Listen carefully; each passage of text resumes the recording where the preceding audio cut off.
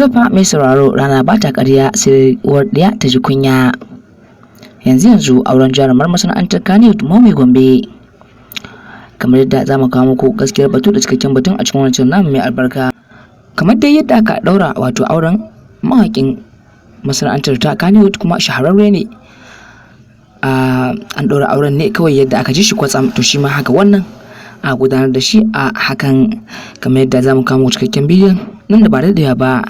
To amma mai sauraro, idan wannan shine zuwanka na farko kan wannan shirin namu mai albarka mai suna Tushen Hausa 24, ka sama hannunka ka dangwala mana alamar subscribe, kana ka danna mana alamar ta ƙararrawa, domin hakan shine zai baka damar samun zafafan labaran mu ingantattu kuma da zarar mun ɗaura.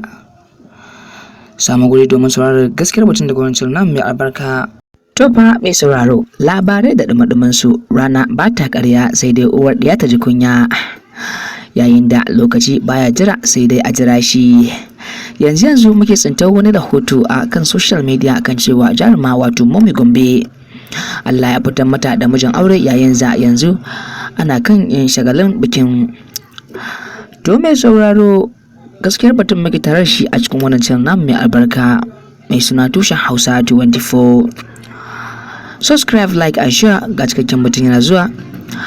To mai sauraro, gaskiya wannan batu dai duk da dai mun san cewa irin hakan tana faruwa, kamar yadda aka gudanar da ɗaurin auren Gwanja da kuma wato ɗaurin auren Zifriti, shi ma wannan kawai sai kwatsam aka ji shi a social media an ɗaura auren wance.